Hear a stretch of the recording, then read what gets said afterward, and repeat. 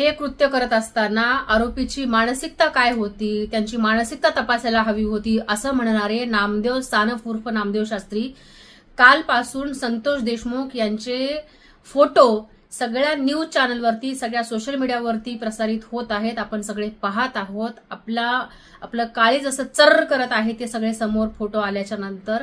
कालपासून ते आता 3 वाजत आहेत. अजूनही नामदेव सानप यांचा कुठल्याही न्यूज चॅनलवरती त्यांची म्हणजे आरोपींची मानसिकता दर्शवत असतानाचा कुठलाही व्हिडिओ नाहीये, कुठलीही बाईट नाहीये, ना त्यांच्या सोशल मीडियावरती आहे. आरोपींची मानसिकता मी आणि माझ्यासह संबंध देशांनी पाहिलेली आहे. म्हणजे पूर्ण फक्त अंतर्वस्त्रावरतीच ठेवून मारत असताना, मारल्याच्या नंतर त्यांच्यासोबत सेल्फी काढत असताना तेही इतकं हसून सेल्फी काढलेला आहे आणि त्याच्यानंतर व्हिडिओ काढलेले आहे, त्यांच्या तोंडावरती लघवी केलेली आहे. ही अशी मानसिकता सांगायला नामदेव सानप उर्फ नामदेव शास्त्री महाराष्ट्राच्या समोर कधी येणार आहेत? माझी हिम्मत होत नव्हती. मी आता खूप हिम्मत करून धनंजय देशमुख यांचे भाऊ, धनंजय देशमुख यांना, संतोष देशमुख यांचे भाऊ, त्यांना मी फोन केला. त्यांचा जो काही आक्रोश आहे तो काळीच फाडणारा आक्रोश आहे.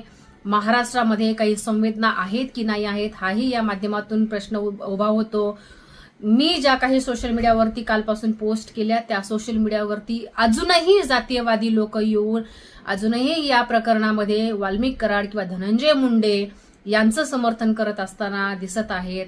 खरंच हे खूप खूप वेदनादायी आहे आणि हे खूप दुर्दैव म्हणायला हरकत नाही महाराष्ट्राचं.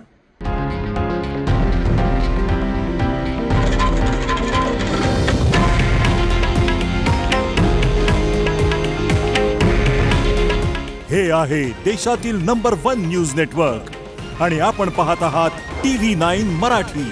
काळजी तुमची, हित महाराष्ट्राचं.